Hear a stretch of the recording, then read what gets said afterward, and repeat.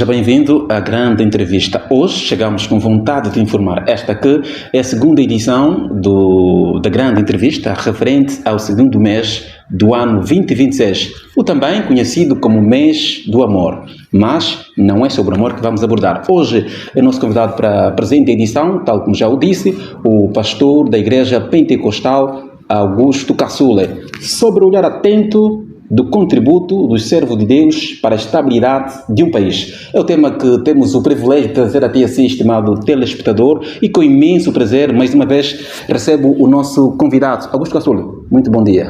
Bom dia. Seja bem-vindo. Muito obrigado pelo convite. Feliz ano novo. Muito obrigado. Mais um ano para a transmissão da Palavra de Deus. Mais um ano para cumprirmos aquilo que é a vontade de Deus. Para já, em poucas palavras, diz-nos de que forma os servos de Deus têm contribuído para a estabilidade de um país de forma econômica, ou seja, economicamente, como é que os servos de Deus contribuem para a estabilidade de um país? Bem, primeiro começa pelo conselho. Primeiro começa por conselho. A igreja é uma instituição muito importante naquilo que se diz economicamente, para a economia do país e para o desenvolvimento de um país. Então, primeiro começa por aconselhar. O conselho. A igreja deve ser aquela que deve levar conselhos para quem está governando. Será que os servos de Deus têm, de alguma forma, contribuído para a estabilidade econômica do país? Neste caso, a nossa realidade. Quer dizer, a nossa realidade tem, mas no meu ponto de vista, não é segredo, não é uma crítica construtiva, no meu ponto de vista tem contribuído muito pouco. Muito pouco. Muito bem, esta conversa com o pastor Augusto Caçula em termos da contribuição dos servos de Deus para a estabilidade econômica de um país. Pastor, sem medo de errar, a igreja faz ou ainda tem de fazer muito mais para a estabilidade econômica de um país? Por exemplo, em Angola, particularmente em Luanda, nota-se o contributo dos servos de Deus para a estabilidade econômica do nosso país? Nota-se muito pouco. Como eu já disse, a igreja devia fazer muito mais. O que é que falta? Acredito que falta é a prática. É a prática, porque a Bíblia diz que a fé sem obra ela é morta. Mas quero aqui já separar que há algumas igrejas que têm feito muito mais, deviam fazer mais, mas têm feito alguma coisa para a estabilidade da economia do país. Por exemplo, a Igreja Católica. Nós sabemos que a Igreja Católica é uma das instituições que tem várias faculdades, não é, espalhada pelo país, e tem também alguns investimentos que têm ajudado a economia a desenvolver, bem como também a Igreja Metodista no campo da educação. Mas aqui precisamos falar no campo mesmo daquilo que se diz que é para desenvolver o país. Ainda falta muito. Mas também sabe-se, pastor, que a igreja tem arrecadado muito dinheiro e os fiéis também ainda passam muita necessidade. Como pastor, que leitura faz deste comportamento de alguns servos de Deus? Bem, é um comportamento muito errado. Nós temos exemplo na Bíblia, Jesus deixou esse exemplo quando reuniu com aquela multidão e ele não despediu a multidão com fome. Ele disse que eles não devem ir assim com fome, porque senão vão desaparecer no meio do caminho. Então Jesus Cristo, através do poder divino, multiplicou os 3 pães e os peixinhos e alimentou mais de 4.000 pessoas. Deu um exemplo aos discípulos de que o Evangelho não é só a pregação da palavra de Deus, não. O Evangelho também tem trabalhos sociais, que é ajudar aquelas pessoas que seguem aquilo que se diz a fé em Cristo. Muito bem, pastor, falou e muito bem. Há uma questão que de facto é também de interesse público. Os pastores têm estado a pedir dízimo, ofertas especiais e também ofertas para os servos de Deus. Narra a Bíblia que quem trabalha no altar come do altar. Onde vai este dinheiro? Para que serve? Bem, a Bíblia é clara, né? A Bíblia é clara. A igreja tem determinadas áreas em que a igreja, pronto, ela deve fazer o seu papel, não é assim? Agora, onde vai este dinheiro, não é? Cada um deve prestar conta e explicar. Mas a bem da verdade é o seguinte: as igrejas mais desenvolvidas e mais evoluídas, financeiramente falando, deviam ter aquilo que nós chamamos de serviços sociais. Não tem? Creio que não. É difícil. Eu digo isso com experiência, porque eu prego a palavra em várias igrejas, várias denominações, tenho contato com vários líderes de igreja, e essa área social falha. Porque eu, por exemplo, no ministério de onde eu vim, era uma igreja que tinha, ou é uma igreja que tem essa área social. Tem essa área social, tem que a igreja ajuda, não é assim, aquilo que se diz, o povo, economicamente, ou seja, vai dando ajuda social a quem não tem. Por exemplo, a Bíblia fala para que a igreja cuide dos órfãos e das viúvas e dos necessitados. A igreja devia sim contribuir e deve sim contribuir economicamente para a nação. Aquelas igrejas que já estão mais ou menos bem estabilizadas financeiramente deviam ter, por exemplo, campos agrícolas. E não é o caso? Não acredito, que é difícil. Deviam ter, por exemplo, criar outros empregos para também ajudar, porque não é só criticar, né? Mas fazermos também alguma coisa. Então, começando por ali, aqui no nosso país é raro. Não é mesmo, por exemplo, país desenvolvido como a África do Sul, o Ghana, a Nigéria, as igrejas ajudam sim economicamente o país, mas aqui no nosso país ainda muito pouca ajuda economicamente. Com relação a apoiar a economia do país, é muito ajuda. A Bíblia diz que, ou seja, a Bíblia narra que o meu povo padece por falta de conhecimento. Os servos de Deus têm a possibilidade de formar os discípulos e os fiéis, mas infelizmente não é isto que se constata em algumas igrejas. E o pastor já, até onde eu sei, viajou por várias províncias a nível de Angola e conhece realidades diferentes. Diante desta realidade, diante desta situação, como servo de Deus, qual é a explicação que traz para os nossos internautas? Bem, a explicação é o seguinte: o país parado. E o país está parado e a igreja não deve só ficar a olhar. E aqui o jornalista falou muito bem, não é com relação às outras províncias, nas outras províncias, aonde tem campos férteis, aonde tem terras aráveis, mas as igrejas não se movem, ou seja, não têm projetos. Se tem projetos, não aplicam na prática e o povo sofre, porque é claro que o governo faz a sua parte, mas a igreja também em si, ao desenvolver o seu dinheiro, não pode só ficar guardado nos cofres da igreja, não. O dinheiro da igreja é para pregar o evangelho, e a Bíblia diz que o dinheiro da igreja é para ajudar o próximo. Quer dizer, que Jesus diz assim: ama o teu próximo como a ti mesmo. Quer dizer, se o meu próximo está passando uma necessidade, eu devo sentir esta necessidade.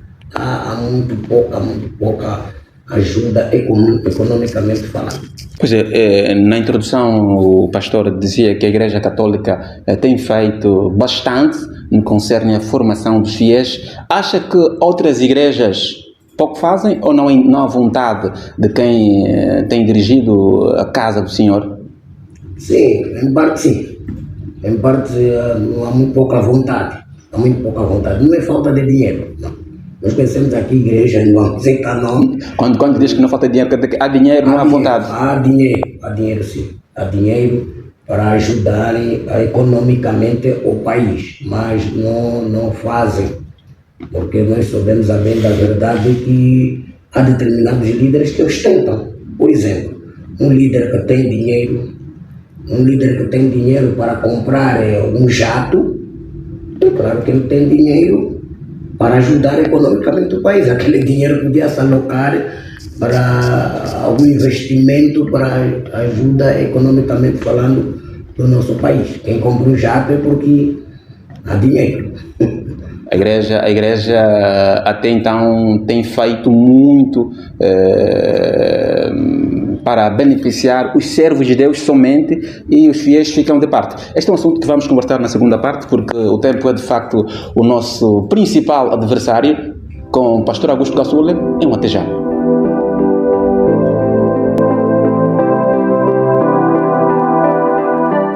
Na verdade, isso ocorre mais, principalmente nas cadeias, né? Entre os arguidos, né? Os condenados, os que estão em prisão preventiva. Quando se fala de indulto ou de amnistia, na verdade, vão sempre questionando: será que o crime que eu cometi, vou ser amnistiado? Ouvi que um colega também vai ser amnistiado, vai ser indultado. Então, porque são informações que não dominam, e quem lhe passou a informação também não domina, porque a informação, quando é bem passada e quem conhece, consegue fazer um esclarecimento e a pessoa ter a compreensão sobre determinada matéria.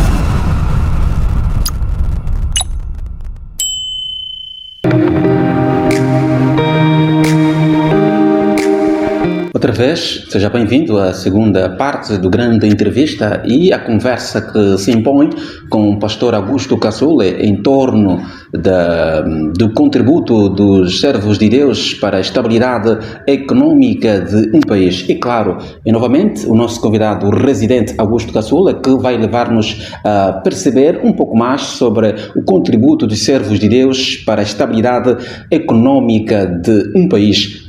Estimado pastor, falava em instante sobre o contributo dos servos de Deus para a estabilidade de um país. Agora eu questiono ao senhor, será que as igrejas poderiam fazer mais? E se não estão a fazer, quais são os métodos que poderiam ser aplicados para que os servos de Deus, na primeira pessoa, pudessem de facto contribuir para a estabilidade econômica de Angola? Sabe-se que existem várias igrejas em Angola, mas quase nada se faz no que diz respeito ao contributo. Pois, por exemplo, temos um exemplo na Bíblia, não é? Quando o Egito, não é? O faraó, não é? Se apercebeu, teve uma visão e se aperceberam de que havia de haver crise na nação chamada Egito. E Deus usou o seu servo José.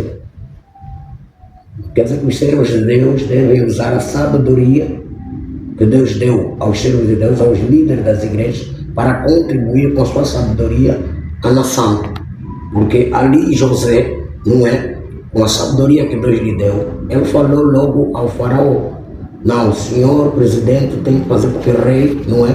É presidente, o rei é como se fosse também presidente.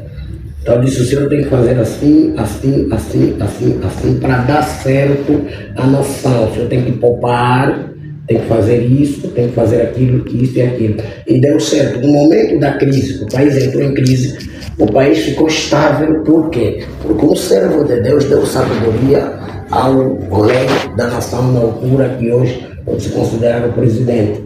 Eu vou contar aqui em Angola. Por exemplo, economia, vamos falar de economia. Muito além disso, não está-se a falar não somente de contribuir com finanças, abrir empresas e por aí, campos agrícolas. Está a falar também de nós contribuirmos para a estabilidade da nação economicamente, que quer dizer o quê? Para um país avance economicamente, é também necessário haver uma descentralização. E não há? No poder. Não há. Quer dizer que os pastores devem contribuir para que o país ele avance democraticamente falando ao pé da letra. Pastor, afirma que será que os pastores têm medo de contribuir de forma política, ou seja, pegar-se à política para também ajudar naquilo que é o desenvolvimento do país? Há muito medo, não devia, porque a igreja é poder. A igreja é um poder muito importante e a maioria dos países desenvolveram mesmo com o poder, com aquilo que é a sabedoria da igreja. Tem um exemplo como os Estados Unidos da América. Os Estados Unidos da América tem um grupo de conselheiros que são pastores, que aconselham também a nação. Então devia haver, por exemplo, no caso das autarquias, até Deus não trabalha com o poder centralizado. Deus começou logo, se vê na Bíblia, existe a que nós chamamos a Trindade: Pai, Filho e Espírito Santo. Deus não trabalha sozinho. Quer dizer que também devemos contribuir para que haja mesmo as autarquias. Por quê? Autarquias locais, para se dividir aquilo que se chama o bolo do país, ou seja, o orçamento deve ser dividido. Porque um autarca deve ter lá na sua autarquia, não é, por exemplo, Portugal agora, houve as enchentes, não sei o quê, derrubaram árvores, essas coisas todas. O poder autarca teve poder, não é, de investir dinheiro naqueles problemas que aconteceram em Portugal, por exemplo, dessa catástrofe que está a passar ali. Então, é um exemplo. Então, os pastores devem, sim senhora, reunir, não é, o conselho e dizer assim: olha, vocês estão a governar, nos aconselhamos assim, assim, assim, assim. O que é que acontece? Eles chegam lá, em vez de darem o conselho, ficam todos tímidos e não falam nada. Tá vendo? Então, isto aqui também é um mal maior que tem acontecido com relação aos líderes das igrejas. Essa acusação é seríssima. Não é acusação, está a acontecer. É uma realidade, pastor? É uma realidade. Por exemplo, se você entrar nas redes sociais, você vai ver que dificilmente você vai ver um líder a falar alguma coisa assim sobre um conselho, do que vamos fazer isso, ou a nação está assim, porque às vezes não tem aquela primazia de chegar até a quem de direito. Mas nós temos hoje as redes de comunicação, onde nós conseguimos falar alguma coisa, mas não se vê. Há muita timidez. Depois não é, querem criticar. Eu costumo dizer, quem não ajuda não tem poder de criticar, não tem moral de criticar. Mas será que são incompetentes? É incompetência que está em causa? Isso é muito mais do que incompetência. Está a querer dizer o que, pastor? O medo é o oposto da fé. Amanhã quem você aconselha, ele vai ver, vai se sentir assim: o fulano está me criticando, vai se sentir mal. Mas se ele pegar aquela tua crítica construtiva, aquela sabedoria, e aplicar e der certo, ele vai te agradecer. Pastor, mas está a dizer que os servos deles são incompetentes? Não é uma questão de incompetência, é uma questão de medo. São medrosos? São medrosos? E depois dessa fase que nós estamos aqui, fase de eleições, era a fase de nós contribuirmos mesmo com nossos... Pastor, esta afirmação é séria. São medrosos os servos de Deus? São medrosos. Quem tem Deus também tem medo? Sim, nós temos exemplo do rei Saul, quando Davi enfrentou Golias. Ele se escondeu. O que é que diz a Bíblia diante desta situação? Economicamente falando, certo. Do país. Certo. Sim, os líderes devem fazer muito mais. Nós devemos mesmo, porque Deus nos deu sabedoria, muita sabedoria. O que é que falta? O que falta é falarmos a verdade. É falarmos a verdade para que o país desenvolva economicamente. Mas quando fala de verdade, será que os pastores não pregam a verdade? A Bíblia narra em João 8, versículo 31 a 32, conhecereis a verdade e a verdade vos libertará. Esta verdade não se traz, os líderes não trazem essa verdade? Não, nos dias de hoje é muito raro encontrar uma igreja que pregam a palavra de Deus assim. Até hoje eles até escondem a palavra. Você vê que a igreja com os líderes não incentivam os crentes a lerem a Bíblia para não terem um certo conhecimento. Hoje é milagre daqui, milagre dali, milagre por ali. Ensinar os crentes a desenvolverem e ajudarem economicamente do país é muito raro. E outra coisa também, só para quê? Por exemplo, a igreja também devia apostar na formação de alguns fiéis. Mas não faz. O dinheiro da igreja. Essa pergunta eu fiz do pastor na introdução. A igreja faz muito dinheiro, mas não se sabe o destino do dinheiro. Pastor, hoje investe-se em estruturas da igreja, mas não investe-se nos fiéis. Não há capacitação, não há formações profissionais. É diferente de outras igrejas que formam os fiéis e têm universidade. Como pastor, a igreja pentecostal, será que tem feito alguma coisa para os seus fiéis? Não, muito honestamente falando. Não, muito pouco. Eu falo daquelas igrejas que têm mais possibilidade financeira. Mas não faz por quê, pastor? É porque não querem. Será que o pastor não tem amor ao próximo como pastor? Acha que não tem. Não tem. Não tem amor ao próximo? Não tem. Mas o que pregam? Porque, eles podem até pregar o amor, mas na prática não se vê. A fé sem obra... É morta. Por exemplo, só tirar um exemplo, repito o que disse. Eu vim de uma igreja que antes era assim, hoje mudou. Aonde, naquela altura, apostavam nos fiéis. Eu, por exemplo, eu tenho algumas profissões que eu aprendi na igreja. Por exemplo, como técnico de estrutura metálica, sou formado nessa profissão, aprendi na igreja. Anteriormente ensinava-se assim, investia assim. Eu conheço pessoas que aprenderam engenharia informática na igreja. Como mudar este quadro, pastor? Os líderes é que têm que mudar. Os líderes têm que pensar na nação. A nação trabalha-se com todos. Eu repito, não estou aqui a defender governos, não, mas nós como igrejas, nós devemos, líderes das igrejas, devemos fazer também a nossa parte, sim. Pastor, mas sabe-se que nos momentos de campanha os fiéis também contribuem para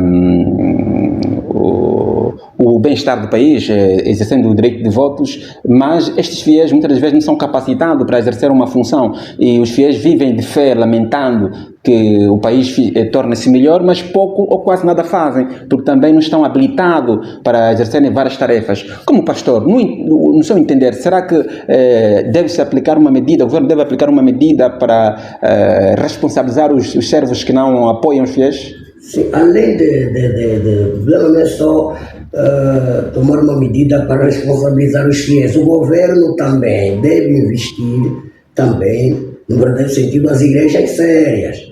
Eles investem, mas assim, as pessoas chegam ali para dizer sim, chefe, sim, chefe, sim, chefe, mesmo está errado, sim, chefe, em pessoas erradas. Não, deve-se investir sim naquelas igrejas sérias, aí, o governo, por exemplo. O governo não investe em igrejas sérias, pastor? Não, por exemplo.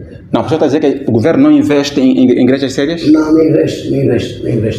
Como assim, pastor? Não investe, porque temos provas. Por exemplo, vamos começar por aqui. Por exemplo, o governo é aquele que fiscaliza. Então, o governo não deve só investir sem fiscalizar.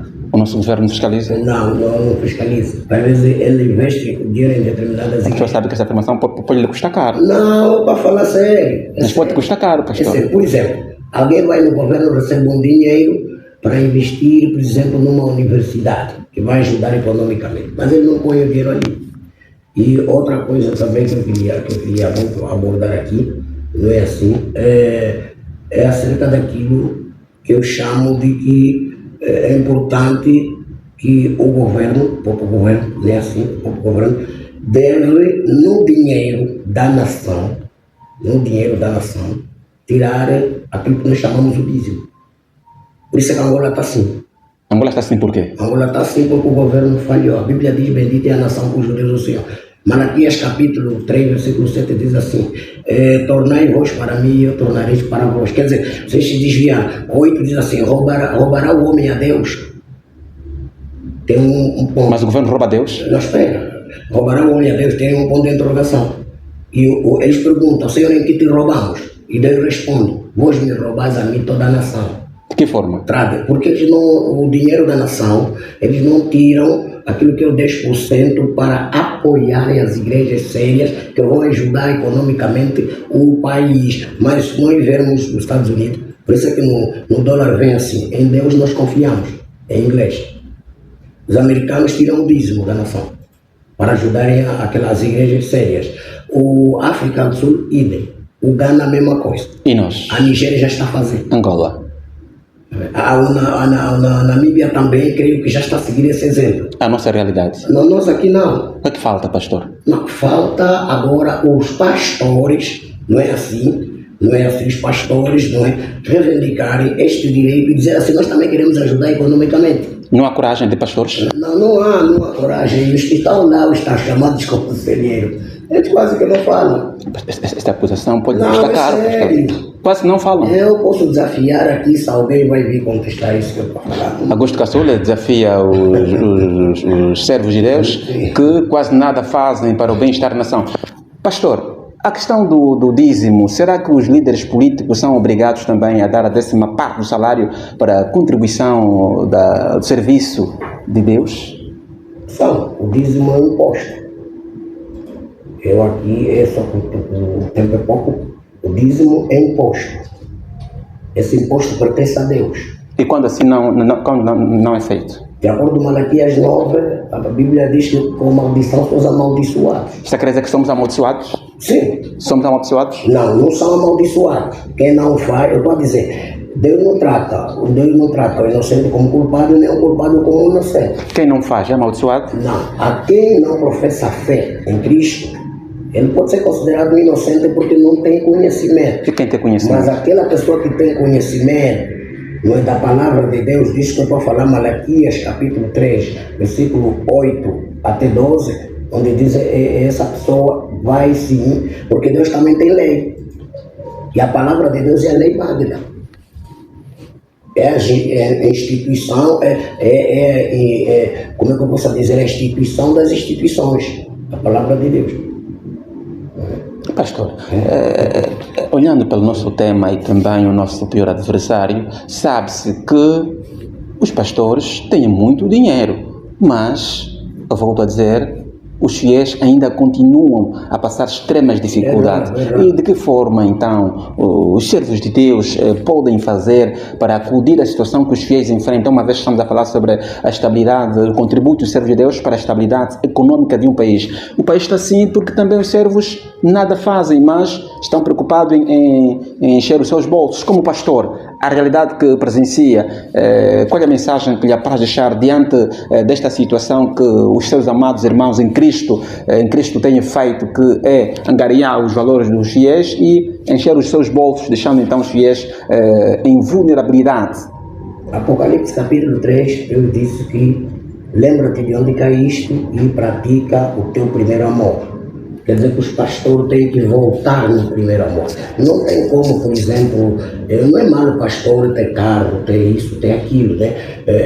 Isso aqui também podemos ter. Mas, por exemplo, eu não posso ostentar e eu tenho fiéis que estão a passar fome dentro da igreja. Isso é pecado. É um pecado grave. O que é pecado, pastor? Você, por exemplo, a Bíblia diz, ama o teu próximo como a ti mesmo.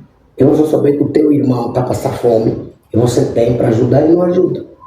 Isso é pecado. Quer dizer que também existe ganância dentro da igreja? Muita ganância. Entre os pastores? Muita ganância. Muita ganância. E hoje a maioria das igrejas, eu digo a maioria das igrejas, afirmo aqui a maioria das igrejas, os pastores tentam e muitas das vezes os fiéis passam fome. Conversa com Augusto Caçula em torno do tema contributo do servo de Deus para a estabilidade econômica de um país. Augusto Caçula, que é o nosso convidado residente e tem estado a contribuir de forma significativa no que diz respeito aos princípios teológicos e despertando então consciências de vários cidadãos. Pastor, vamos assim então dar um fim por esta grande entrevista, mas há uma pergunta que de facto não se quer calar. O que é que a sociedade pode esperar dos servos de Deus? Bem, onde há joio tem trigo, está na Bíblia. Tem o trigo e o joio. O trigo e o joio são parecidos. Se espremer, o joio vai sair para o preto, o trigo vai sair para o branco. Então quer dizer que no meio desses servos há aqueles que têm mesmo um amor. Então a sociedade espera daqueles que são os verdadeiros servos. Estes são os verdadeiros que vão sim contribuir para a economia do país, para o bem-estar dos fiéis das suas igrejas. Como identificar um servo verdadeiro? Bem, através dos seus frutos. Isso daria um outro assunto. Muito bem. A conversa com o pastor Augusto Caçula é a grande entrevista deste portal, ponto de situação, e claro, é a segunda edição do segundo mês do ano 2026. Aqui fica mais uma edição com Augusto Caçula e Angelino Cachama. Voltamos na próxima ocasião. É sempre um prazer mantê-lo informado. O mundo nos vê, Deus nos conhece e ninguém a comparece.